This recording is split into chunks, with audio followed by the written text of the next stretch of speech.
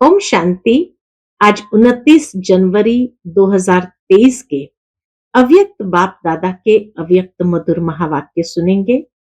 यह अव्यक्त मधुर महावाक्य अव्यक्त बाप दादा ने 2 दिसंबर 1993 को सुनाए थे, जिसमें आज बाप दादा या माता पिता अपने चारों ओर के विशेष आत्माओं को देख रहे हैं और उनकी विशेषताओं के साथ उन्हें देख रहे हैं। कौन सी विशेषता? तो बाबा ने कहा, अखुट ज्ञानी, अटल स्वराज्य अधिकारी, अखंड निर्विघ्न, अखंड योगी, अखंड महादानी। ऐसे बच्चों की विशेषता देख रहे थे, जो बाबा ने सुनाया कि कोटों में कोई आत्माएं ही इन विशेषताओं से संपन्न बने हैं। ज्ञानी, योगी, दानी तो बन जाते हैं, परंतु बाबा कहे महादानी, और वह भी अखंड महादानी, वह बहुत कम लोग बनते हैं। बाबा ने हर बच्चे को जन्मते ही ये वरदान तो दे दिया कि अटल अखंड भव, परंतु बाबा कहे उसको जीवन में धारण थोड़े से बच्चे करते हैं। इसी कारण से नंबरवार बन जाते हैं। लेकिन जो इस वरदान को जीवन में संपूर्ण रीति से धारण कर जाते हैं, वह विजय माला में नंबर 1 आत्मा बन सकती है। साथ ही बाबा ने कहा, अखंड महादानी बनने के लिए सहज विधि क्या है? तो सहज विधि बाबा ने सुनाई कि निरंतर सहज सेवाधारी बनना, अर्थात अखंड सेवाधारी जो बनता है वही अखंड महादानी बन जाता है। तो बाबा कहे, आप दाता के बच्चे हो और सर्व खजानों से संपन्न हो, तो आपके लिए अखंड महादानी बनना कोई बड़ी बात है क्या? फिर बाबा ने विशेष रूप से देखा कि 3 प्रकार से दान करते हैं। पहले प्रकार से बाबा ने देखा कि बच्चे मनसा द्वारा शक्तियों का दान करते हैं, वाणी द्वारा ज्ञान का दान करते हैं और कर्म द्वारा गुण दान करते हैं। उसमें भी बाबा ने रिजल्ट देखी कि बहुत बच्चे वाणी द्वारा या मुख द्वारा ज्ञान दान तो सहज रीति से कर लेते हैं, लेकिन मनसा द्वारा शक्तियों का दान यथाशक्ति करते हैं और कर्म द्वारा गुण दान ये बहुत कम बच्चे करते हैं। और इसलिए बाबा कहे, जिस तरह कोई भी आत्मा आती है तो उसको स्नेह की निशानी के रूप में टोली जरूर देते हैं, ऐसे यह गुण दान करना यह भी महाप्रभु प्रसाद है, जो बच्चों को निरंतर करते जाना है। लेकिन गुणों का दान कर्म द्वारा कैसे करें, तो उसकी विधि बाबा ने बताई है कि आप अपने आप को सैंपल बना दो, और सैंपल जब बन जाएंगे तो अनेक आत्माओं को प्रेरणा मिलेगी और वो आपके जीवन से वो सद्गुण की प्रेरणा प्राप्त करके अपने जीवन में भी उसको धारण करने का प्रयत्न करेंगे। उसमें बाबा ने विशेष ये देखा कि वर्तमान समय के हिसाब से जो अज्ञानी आत्माएं या ब्राह्मण आत्माओं में आवश्यकता है, तो हर कोई ये चाहता है कि मुझे संगम युग में प्रैक्टिकल प्रमाण देखना है। प्रैक्टिकल प्रमाण देखने से ही तो कोई भी मानेगा। इसलिए बाबा कहे, जिस भी आत्मा को जिस शक्ति की आवश्यकता हो, उस आत्मा को मनसा द्वारा उस शक्ति का शुद्ध वृत्ति से, वाइब्रेशन से दान करो। और दूसरा बाबा ने कहा, कर्म द्वारा सदा स्वयं जीवन में गुण मूर्त बन, प्रत्यक्ष सैंपल बन औरों को भी सहज गुण धारण करने का सहयोग दो। तो इस रीति से बाबा कहे, अब दुनिया में कोई सुनना नहीं चाहते हैं, प्रत्यक्ष देखना चाहते हैं। और इसी के लिए तो कई ब्राह्मण आत्माएं जब प्रैक्टिकल नहीं देखते हैं तो यही शब्द उच्चारण करते, कौन बना है, अभी तो बहुत टाइम है, और इस तरह से अलबेलेपन में आ जाते हैं। तो बाबा कहे, ब्राह्मणों को भी आवश्यकता है वर्तमान समय ये सहयोग की, तो आप ये सहयोग अवश्य दो। उसके लिए बाबा ने कहा, बच्चों को इधर उधर किसी को नहीं देखना है, फॉलो ब्रह्मा बाबा को करना है, तो देखना भी संपूर्ण ब्रह्मा बाबा को है। और इसीलिए जब ब्रह्मा बाबा के सामने कोई सैंपल नहीं था, तभी भी बाबा सहज रीति से सैंपल बने दुनिया के आगे। तो हम बच्चों को भी जीवन के अंदर गुण मूर्त बन करके सर्व को गुण दान करना है। यह है सर्वश्रेष्ठ दान और महादान। तो ऐसे बाबा अपने बच्चों को देखना चाहते हैं, अखंड अटल महादानी। सुनते हैं बाबा के मधुर महावाक्य। ओम शांति।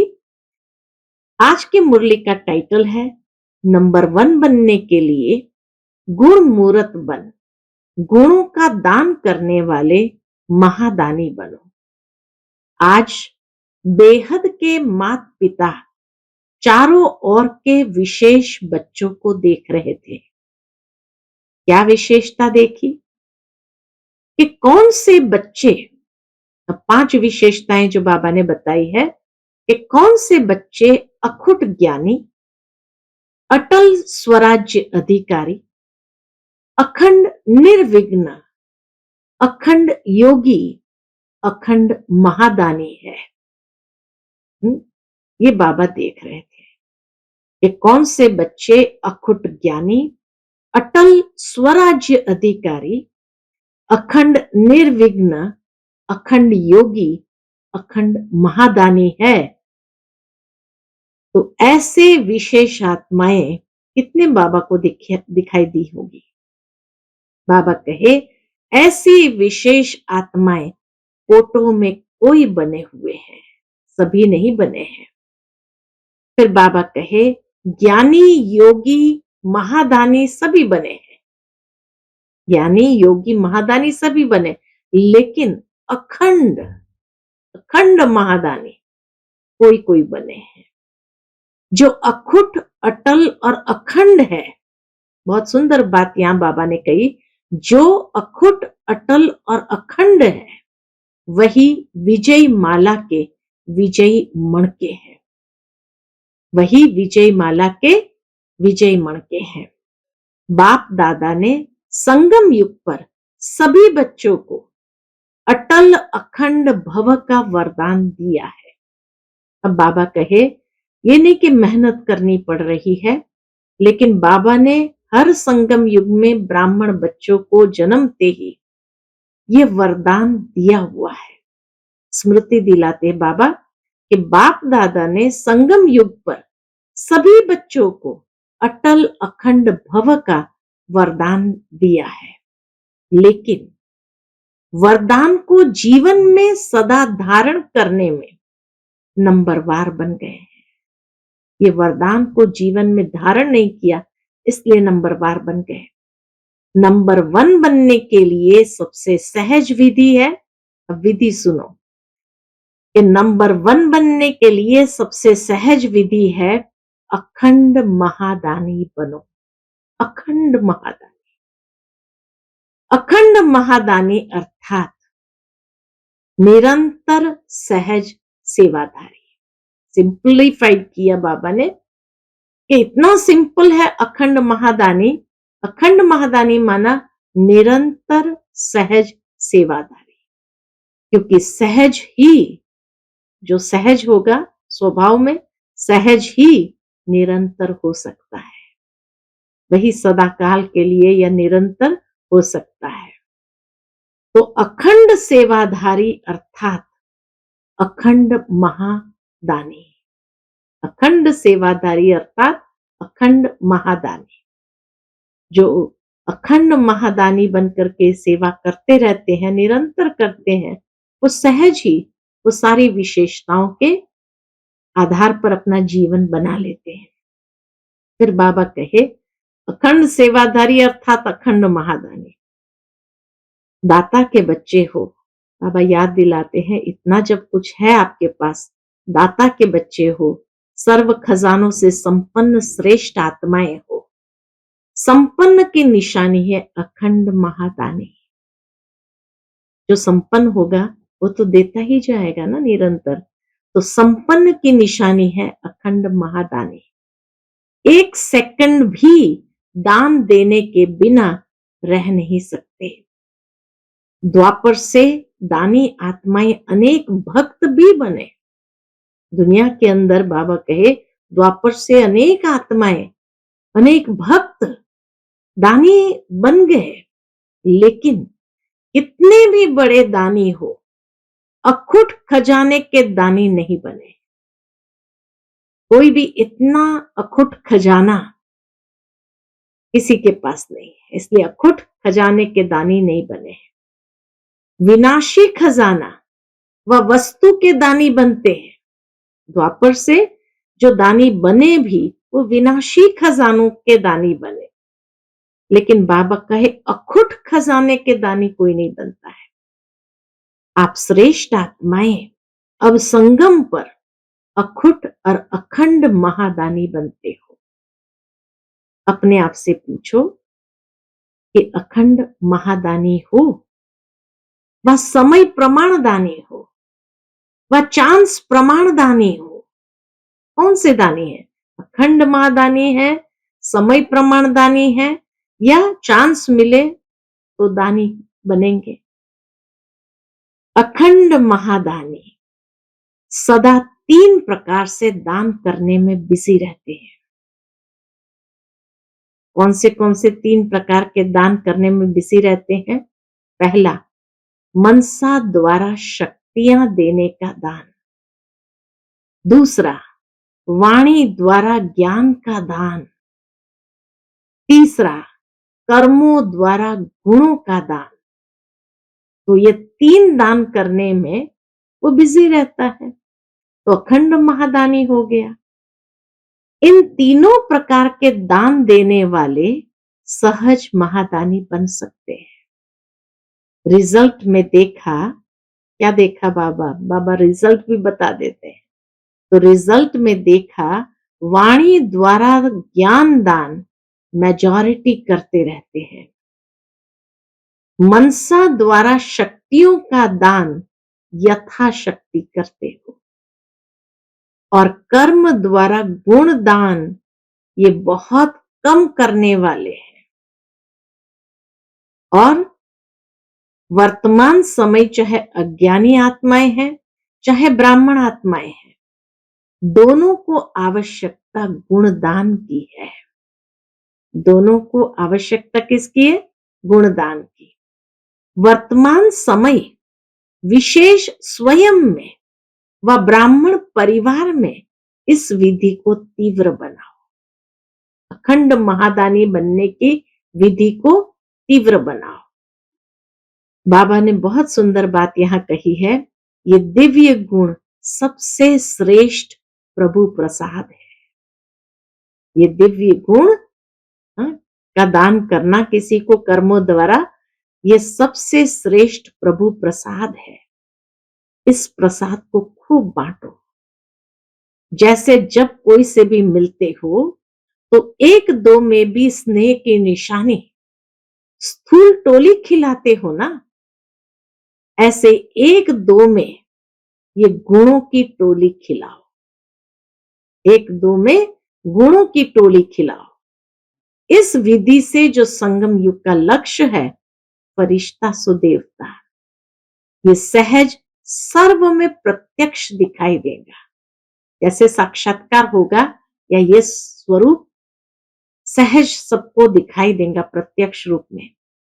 ये प्रैक्टिस, बाबा कहे ये प्रैक्टिस निरंतर स्मृति में रखो। कौन सी? मैं दाता का बच्चा अखंड महादानी आत्मा हूं। मैं दाता का बच्चा अखंड महादानी आत्मा हूं।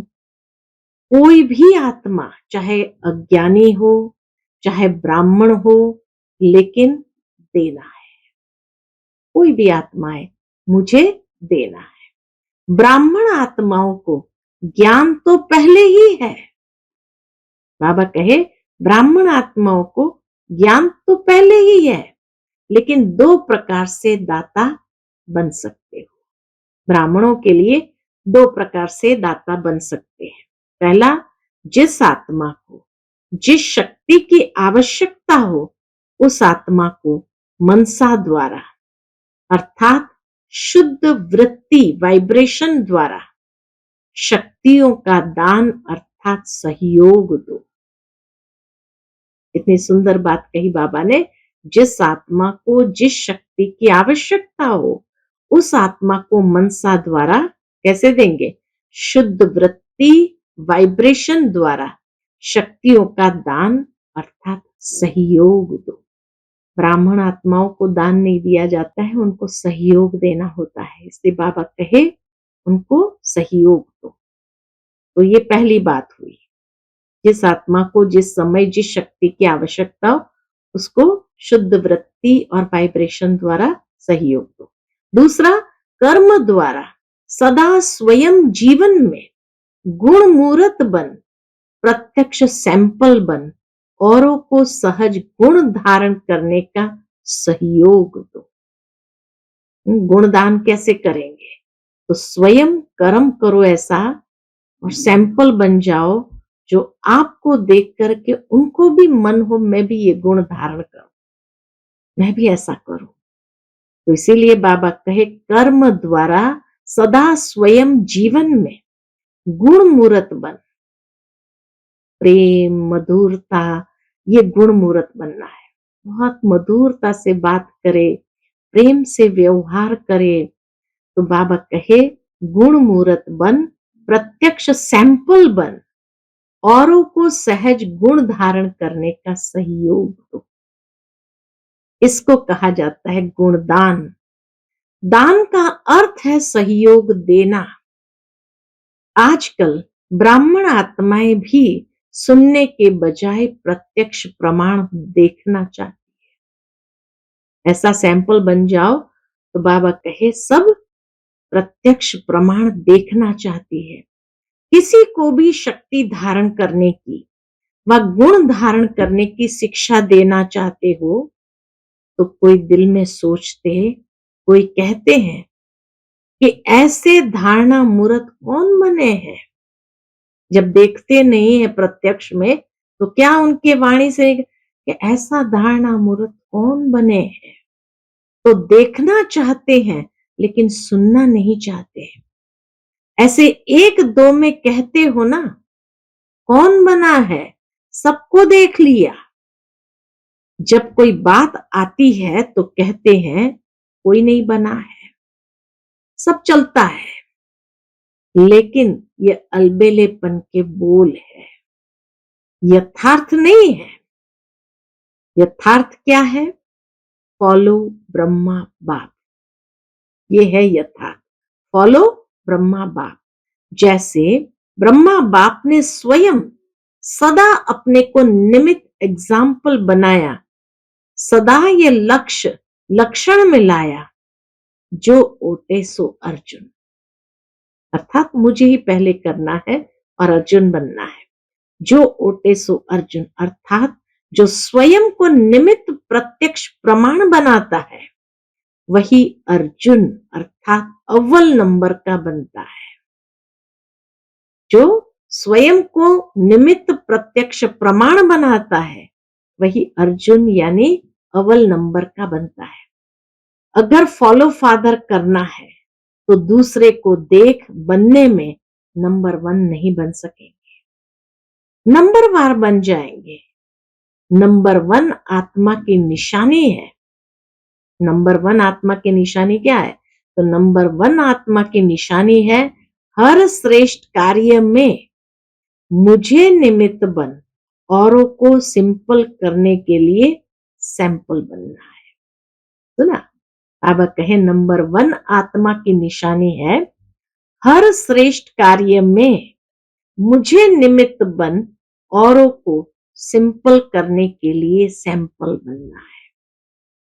दूसरे को देखना, चाहे बड़ों को, चाहे छोटों को, चाहे समान वालों को, लेकिन दूसरे को देख बनना कि पहले यह बने तो मैं बनूं।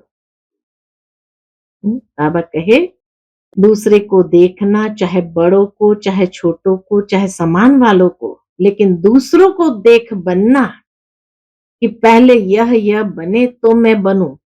तो नंबर 1 तो वह हो गया ना, फिर वह बनेगा तो नंबर 1 तो वो हो गया ना जो बनेगा। तो स्वयं स्वतः ही नंबर वार में आ जाते हैं, नंबर 1 में तो नहीं आएंगे। तो अखंड महादानी आत्मा क्या करेगी? अखंड महादानी आत्मा सदा अपने को हर सेकंड तीनों ही महादान में से कोई न कोई दान करने में बिजी रहता है, बिजी रखता है। जैसा समय वैसी सेवा में सदा लगा हुआ रहता है। उनको व्यर्थ देखने, सुनने व करने की फुर्सत ही नहीं है। उस आत्मा के पास व्यर्थ देखने, सुनने व करने की फुर्सत ही नहीं। तो महादानी बने हो? पूछते बाबा। अभी अंडरलाइन करो, अभी अंडरलाइन करो, अखंड बने हैं। अगर बीच बीच में दातापन में खंडन पड़ता है तो खंडित को संपूर्ण नहीं कहा जाता। वर्तमान समय आपस में विशेष कर्म द्वारा गुणदाता बनने की आवश्यकता है। कर्म द्वारा गुणदाता बनने की आवश्यकता है। हर एक संकल्प करो। बाबा देखो कितना परफेक्ट काम करते। हर एक संकल्प करो कि मुझे सदा गुण मूर्त बन, सबको गुण मूर्त बनाने का विशेष कर्तव्य करना ही है। तो स्वयं की और सर्व की कमजोरियां समाप्त करने की विशेष विधि में हर एक अपने को निमित्त अव्वल नंबर समझ आगे बढ़ते चलो। कितनी सुंदर बात बाबा ने कही। एक संकल्प करो कि मुझे सदा गुण मूर्त बन, सबको गुण मूर्त बनाना है, यही कर्तव्य करना है। तो स्वयं की और सर्व की कमजोरियां समाप्त करने की इसी विधि में हर एक को निमित्त अव्वल नंबर समझ आगे बढ़ते चलो। ज्ञान तो बहुत है, बाबा भी कहे ज्ञान तो बहुत है, अभी गुणों को इमर्ज करो, सर्वगुण संपन्न बनने और बनाने का एग्जाम्पल बनो। अच्छा, सर्व अखंड योगी तू आत्माएं, सर्व सदा गुण मूर्त आत्माओं को सर्व हर संकल्प हर सेकंड महादानी व सहयोगी विशेष आत्माओं को सदा स्वयं को श्रेष्ठता में सैंपल बन, सर्व आत्माओं को सिंपल सहज प्रेरणा देने वाले, सदा स्वयं को निमित्त नंबर 1 समझ प्रत्यक्ष प्रमाण देने वाले बाप समान आत्माओं को बाप दादा का याद प्यार और नमस्ते। नमस्ते। हम सब रूहानी बच्चों की रूहानी माता पिता बाप दादा को याद प्यार, गुड मॉर्निंग और नमस्ते। नमस्ते, शुक्रिया बाबा, शुक्रिया।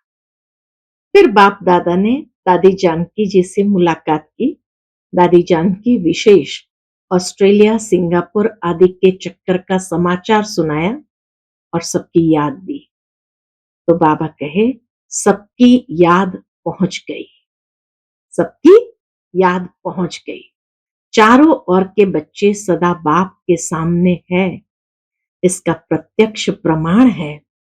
जब भी याद करते तो समीप और साथ का अनुभव करते हैं। बाबा कहा दिल से और दिलाराम हाजिर। इतनी सुंदर बात कही। बाबा कहा दिल से और दिलाराम हाजिर, इसलिए ये कहते हैं हुजूर हाजिर है। हाजरा हुजूर है, जहां भी है, जो भी है, लेकिन हर स्थान पर हर एक के पास हाजिर हो जाते हैं। इसीलिए हाजरा हुजूर हो गया। इस स्नेह की विधि को लोग नहीं जान सकते। ये स्नेह की विधि कैसी है जो बाबा हाजरा हुजूर हो जाते हैं। बाबा कहे ये लोग नहीं जान सकते, ये ब्राह्मण आत्माएं ही जानती है। अनुभवी इस अनुभव को जानते हैं। आप विशेष आत्माएं तो है ही कंबाइंड ना, अलग हो ही नहीं सकते। लोग कहते हैं जिधर देखते हैं उधर तू ही तू है, और आप कहते हो जो करते हैं जहां जाते हैं बाप साथ ही है, अर्थात तू ही तू है। जैसे कर्तव्य साथ है तो हर कर्तव्य कराने वाला भी सदा साथ है। इसीलिए गाया हुआ है करन करावन हार। इसलिए बाबा को करन करावन हार कहा जाता, क्योंकि जो भी कर्तव्य है कराने वाला सदा साथ है। तो कंबाइंड हो गए ना, करनहार और करावनहार। तो आप सबकी स्थिति क्या है? कंबाइंड है ना, करन करावनहार। करनहार के साथ है ही, करावनहार अलग नहीं है। इसको ही कंबाइंड स्थिति कहा जाता है। सभी अपना अपना अच्छा पार्ट बजा रहे हो, अनेक आत्माओं के आगे सैंपल हो, सिंपल करने के। ऐसा लगता है ना? पूछते बाबा। मुश्किल को सहज बनाना यही फॉलो फादर है। ऐसे है ना, अच्छा पाठ बजाया ना, जहां भी है विशेष पाठधारी है, विशेष पाठ बजाने के सिवाय रह नहीं सकते। ये ड्रामा की नूंद है। अच्छा, चक्कर लगाना बहुत अच्छा है। चक्कर लगाया, फिर स्वीट होम में आ गए। सेवा का चक्कर अनेक आत्माओं के प्रति विशेष उमंग उत्साह का चक्कर है। सब ठीक है ना? पूछते बाबा। अच्छा ही अच्छा है। ड्रामा की भावी खींचती जरूर है। आप रहना चाहो लेकिन ड्रामा में नहीं है तो क्या करेंगे? सोचते भी जाना पड़ेगा, क्योंकि सेवा की भावी है। तो सेवा की भावी अपना कार्य कराती है। आना और जाना यही तो विधि है। अच्छा, संगठन अच्छा है। फिर अव्यक्त बाप दादा की पर्सनल मुलाकात ग्रुप से है। पहले ग्रुप से परमात्मा प्यार का अनुभव करने के लिए दुख की लहर से न्यारे बनो। कितनी सुंदर बात कही। परमात्मा प्यार का अनुभव करने के लिए दुख की लहर से न्यारे बनो। बाप दादा ने संगम पर अनेक खजाने दिए हैं। उन सभी खजानों में से श्रेष्ठ ते श्रेष्ठ खजाना है सदा खुशी का खजाना। तो ये खुशी का खजाना सदा साथ रहता है। कैसी भी परिस्थिति आ जाए लेकिन खुशी नहीं जा सकती। जब परिस्थिति कोई दुख की लहर वाली आती है तो भी खुश रहते हो कि थोड़ी थोड़ी लहर आ जाती है, क्योंकि संगम पर हो ना, तो एक तरफ है दुख धाम, दूसरे तरफ है सुख धाम। तो दुख की लहर की कई बातें सामने आएगी, लेकिन अपने अंदर वो दुख की लहर दुखी नहीं करे। जैसे मिसाल देते बाबा, गर्मी के मौसम में गर्मी तो होगी ना, लेकिन स्वयं को बचाना है वो अपने ऊपर है। स्वयं को बचाना वह अपने ऊपर है। तो दुख की बातें सुनने में आएगी, लेकिन दिल में प्रभाव नहीं पड़े। इसलिए कहा जाता है न्यारा और प्रभु का प्यारा। तो दुख की लहर से न्यारा तब प्रभु का प्यारा बनेंगे। जितना न्यारा उतना प्यारा। अपने आप को देखो कि कितने न्यारे बने हो। जितना न्यारा बनते जाते हो, उतना ही सहज परमात्मा प्यार का अनुभव करते हो। तो हर रोज चेक करो कि कितने न्यारे रहे, कितने प्यारे रहे, क्योंकि ये प्यार परमात्मा प्यार है जो और कोई भी युग में प्राप्त हो नहीं सकता। परमात्मा प्यार कोई भी युग में प्राप्त हो नहीं सकता। जितना प्राप्त करना है उतना अभी करना है। अभी नहीं तो कभी भी नहीं हो सकता। और कितना थोड़ा सा समय ये परमात्मा प्यार की प्राप्ति का है। कितना थोड़ा सा समय ये परमात्मा प्यार की प्राप्ति का है। तो थोड़े समय में बहुत अनुभव करना है तो कर रहे हो। दुनिया वाले खुशी के लिए कितना समय संपत्ति खर्च करते हैं। एक खुशी का अनुभव करने के लिए कितना समय, कितनी संपत्ति खर्च करते हैं। और आपको सहज अविनाशी खुशी का खजाना मिल गया। कुछ खर्चा किया क्या? खुशी के आगे खर्च करने की वस्तु है ही क्या जो देंगे? तो यही खुशी के गीत गाते रहो। कौन से? कि जो पाना था वो पा लिया। पा लिया ना? तो जब कोई चीज मिल जाती है तो खुशी में नाचते रहते हैं। दूसरों को भी ये खुशी बांटते जाओ। जितना बांटते जाते हो उतना बढ़ती जाती है, क्योंकि बांटना माना बढ़ना। तो जो भी संबंध में आए वो अनुभव करे कि इनको कोई श्रेष्ठ प्राप्ति हुई है, जिसकी खुशी है। क्योंकि दुनिया में तो हर समय का दुख है और आपके पास हर समय की खुशी है।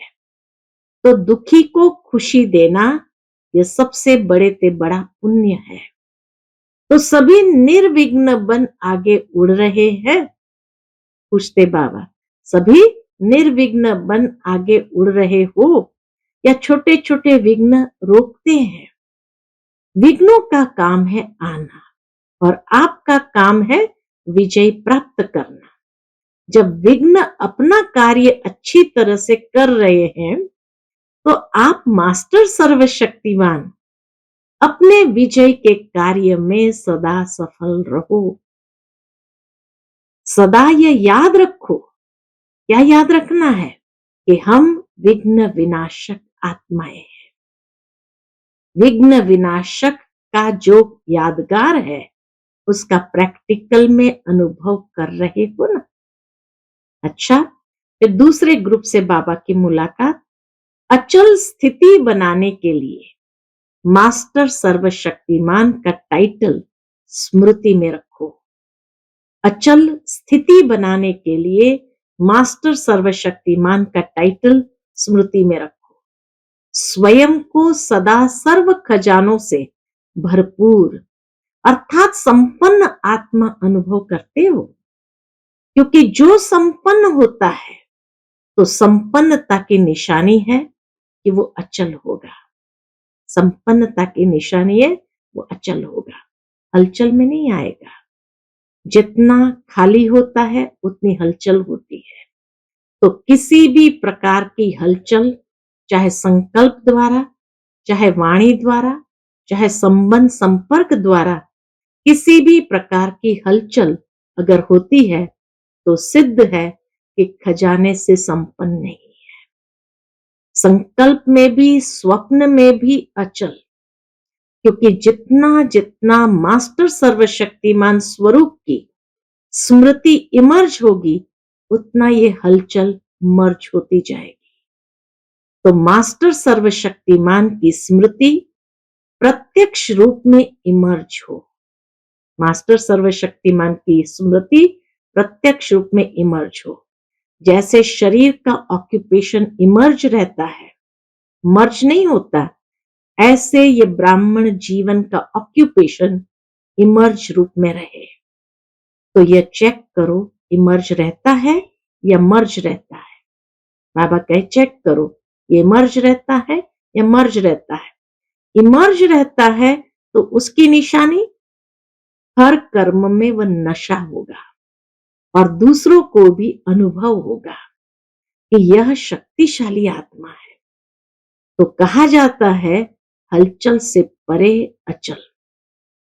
अचल घर आपका यादगार है, तो अपना ऑक्यूपेशन सदा याद रखो कि हम कौन है, हम मास्टर सर्वशक्तिमान है।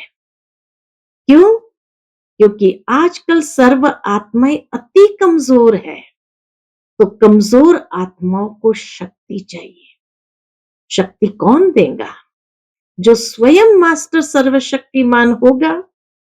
किसी भी आत्मा से मिलेंगे तो वो क्या अपनी बातें सुनाएंगे? कमजोरी की, बाबा के कमजोरी की बातें सुनाते हैं ना। जो करना चाहते हैं वो कर नहीं सकते, वही बातें सुनाएंगे। जो करना चाहते हैं वो कर नहीं सकते, तो इसका प्रमाण है कि कमजोर है। और आप जो संकल्प करते हो वो कर्म में ला सकते हो। तो मास्टर सर्वशक्तिमान की निशानी है कि संकल्प और कर्म दोनों समान होगा। कितनी सुंदर बात बाबा ने कही कि वो आत्माएं जो करना चाहती है कर नहीं सकती है, और यही निशानी है कि वो कमजोर है और हम शक्तिशाली है। अर्थात जो संकल्प भी आया वो जैसे हुआ ही पड़ा है। तो मास्टर सर्वशक्तिमान इसको कहेंगे। तो मास्टर सर्वशक्तिमान की निशानी की संकल्प और कर्म दोनों समान होगा। ऐसे नहीं संकल्प बहुत श्रेष्ठ हो और कर्म करने में वह श्रेष्ठ संकल्प नहीं कर सको, इसको मास्टर सर्वशक्तिमान नहीं कहेंगे। तो चेक करो कि जो श्रेष्ठ संकल्प होते हैं वो कर्म तक आते हैं या नहीं आ सकते। मास्टर सर्वशक्तिमान की निशानी है कि जो शक्ति जिस समय आवश्यक हो उस समय वो शक्ति कार्य में आए। तो ऐसे हैं या आवाहन करते हो, थोड़ी देर से आती है। शक्ति का आवाहन किया लेकिन थोड़ी देर से आती है। जब कोई बात पूरी हो जाती है, पीछे स्मृति में आए कि ऐसा नहीं ऐसा करते, तो इसको कहा जाता है समय पर काम में नहीं आई। समय पर वो शक्ति काम में नहीं आई। जब ये कहना पड़ता है ऐसा करते थे तो अच्छा होता था, ये नहीं करते थे तो अच्छा होता था।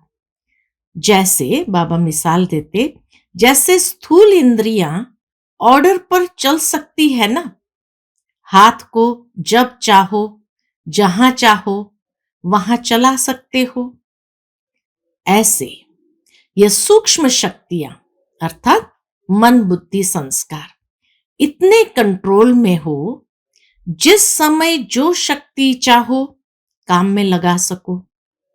तो ऐसी कंट्रोलिंग पावर है? पूछते बाबा। तो ऐसी कंट्रोलिंग पावर है?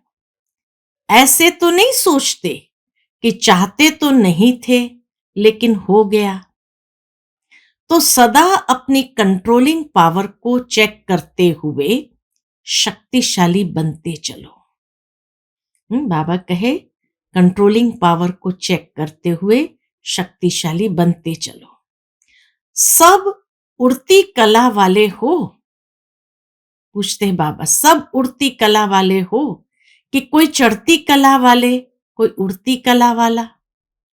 वह कभी उड़ती कभी चढ़ती कभी चलती कला हो जाती है। बदली होता है वह एक रस आगे बढ़ते रहते हो। कोई विघ्न आता है तो कितने समय में विजयी बनते हो? टाइम लगता है क्योंकि नॉलेजफुल होना तो विघ्नों की भी नॉलेज है। नॉलेज की शक्ति से विघ्न वार नहीं करेंगे। बहुत सुंदर बात यहां कही, नॉलेज की शक्ति अगर है तो विघ्न वार नहीं करेंगे, लेकिन अज्ञानता है तो विघ्नों का वार अवश्य होगा। नॉलेज की शक्ति से विघ्न वार नहीं करेंगे, लेकिन हार खा लेंगे। इसी को ही मास्टर सर्वशक्तिमान कहा जाता है। तो अमृत वेले से इस ऑक्यूपेशन को इमर्ज करो और फिर सारा दिन चेक करो। अच्छा, आज का बाप दादा का मधुर वरदान हम बच्चों के प्रति है, सहन शक्ति का कवच पहन, संपूर्ण स्टेज को वरने वाले विघ्न जीत भव। सहन शक्ति का कवच पहन, संपूर्ण स्टेज को वरने वाले विघ्न जीत भव। अपनी संपूर्ण स्टेज को वरने अर्थात प्राप्त करने के लिए अलबेलेपन के नाज नखरों को छोड़ सहन शक्ति में मजबूत बनो। सहन शक्ति ही सर्व विघ्नों से बचने का कवच है। जो ये कवच नहीं पहनते वह नाजुक बन जाते हैं, फिर बाप की बातें बाप को ही सुनाते हैं। कभी बहुत उमंग उत्साह में रहते, कभी दिल शिकस्त हो जाते हैं। अब इस उतरने चढ़ने की सीढ़ी को छोड़ सदा उमंग उत्साह में रहो तो संपूर्ण स्टेज समीप आ जाएगी। आज का स्लोगन है, याद और सेवा की शक्ति से अनेक आत्माओं पर रहम करना ही रहमदिल बनना है। याद और सेवा की शक्ति से अनेक आत्माओं पर रहम करना ही रहमदिल बनना है। अच्छा, ओम शांति।